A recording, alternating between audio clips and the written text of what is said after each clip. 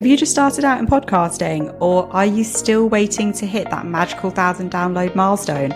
Look no further. With Lazy Pod Club, our exclusive membership for podcast dreamers and creators, you'll get the inside information and knowledge that you need on achieving your first 1,000 downloads and beyond. Just $9.99 a month. Unlock unedited guest episodes, changing how-to guides, essential checklists, and exclusive masterclasses designed to propel your podcast to success. Join our community where you can connect with me, Verity, host of the Lazy Girl's Guide to Podcasting, and fellow podcasters. Share your experiences, ask burning questions, and let's celebrate every win, no matter how big or small. Don't miss out on this incredible opportunity to hit that 1,000 download milestone and beyond. Visit veritysonggone.com/membership and let's elevate your podcast together.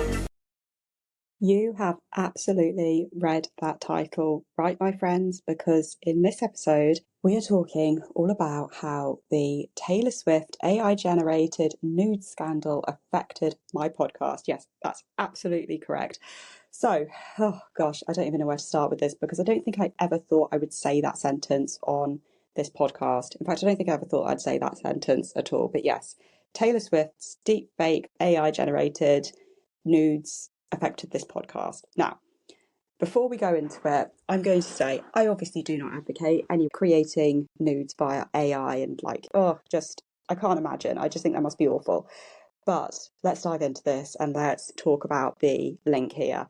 Hey there, I'm Verity. Welcome to the Lazy Girl's Guide to Podcasting. It is great to have you back here if you're a returning listener. And if you aren't, then great to have you here for a first time. And this is probably the strangest episode that you could have possibly landed on for your first listening to the podcast. But, here we go. So I released an episode a little while back. I'm just pulling it up on my phone here. I released an episode 30th of January, episode 66, What Taylor Swift Can Teach Us About Podcasting. And this was a great episode. Absolutely loved it. If you haven't listened to it, do go back and listen to it. We talk all about, how to promote your podcast and creating engaging content even based on what Taylor Swift can teach us, mainly through her Eras tour, because talk about all about how Taylor has changed her her image an awful lot and changed her music and what we can actually learn from that and how that can be applied to podcasting. But where I'm going with this, I released that on the 30th of January, and little known to me, just a couple of days beforehand, that came out on the Tuesday, and that weekend, just prior to that, Taylor Swift searchers got blocked on Twitter after those fake generated, AI generated images of her spread around the internet. So that meant that anybody searching for the name Taylor Swift could not find it on Twitter. Now, you might be thinking to yourself, well, what does this even matter? Well, the point is I use Twitter. I can't even talk. I use Twitter as my main social media platform for generating the podcast. And I have talked about before how can't remember the exact episode, but I'll link it down in the show notes, but how I didn't promote anything on Twitter for 2 weeks and my listens and downloads dropped by about 78%. So I get a lot of my listeners from Twitter. So for me to not be able to have my content found on Twitter easily is a problem.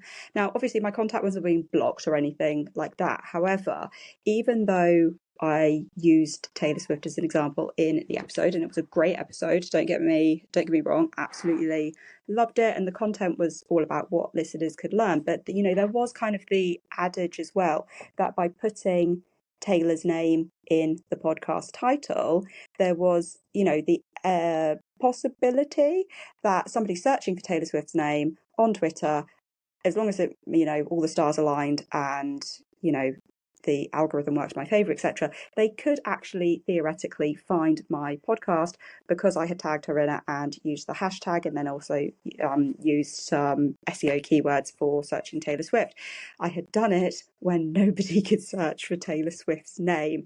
Now, okay, don't get me wrong, I'm not going into the ins and outs of SEO and saying this is how you should do SEO, this is how you shouldn't, and what have you, because that's a whole other topic.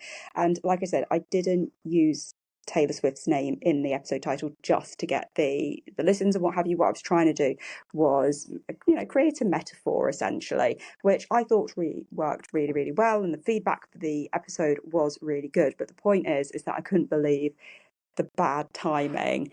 But basically I put out this episode and it was the weekend that the name or the search term Taylor Swift was banned on Twitter. Now, incidentally, that is no longer a thing. You can now search the name Taylor Swift and it will come up on Twitter and X. But I guess what I'm kind of saying here is you can't always control what people are searching for online, and you can't control what is and isn't being banned at any one given time. We know that, for example, during the last US elections, there was loads of stuff that was being censored for political reasons.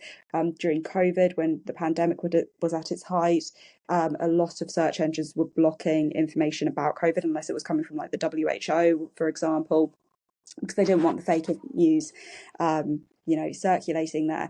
So I think what's important to take away from this is you can't always plan what search engines and social media platforms are going to block at any one given time.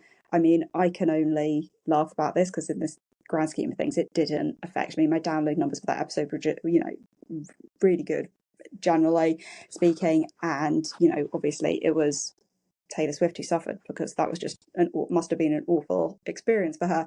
But what I am going to do is, I'm going to run a mini campaign promoting that particular episode aside, just now. So then if people do search the name Taylor Swift on Twitter or X, then you never know, they might actually find the podcast episode, and then I might end up opening up to a new potential group of listeners.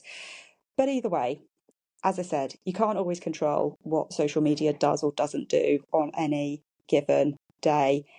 So it's really just, what can you learn from it? And as I said, what I've learned from it is I am going to rerun another little mini campaign for that particular episode. And hey, I even got another episode out of it in the form of this one. As I said, this is probably the strangest episode for you to jump into if this is the first time you've ever listened to the podcast, but I thought it would be fun to dive into this little reflective episode. If this is your first episode that you've listened to, or you've been with us from the beginning or somewhere in between, I would love it if you could hit the subscribe button and press the 5-star rating on whichever podcast app player you are listening on. If you are on YouTube, also make sure that you are hitting that subscribe and like button. It really does help promote the show in terms of other people see that people are liking it, and they might also want to listen. Otherwise, thank you so much for tuning in for another episode. I'm Verity, this is the Lazy Girl's Guide to Podcasting, and I will see you next episode. Hey, wait, don't go just yet. If you are still waiting to hit that 1,000 download milestone and beyond, remember the Lazy Pod Club is where podcast dreams come to life. Visit veritysongcon.com/membership, and I cannot wait to see you on the inside.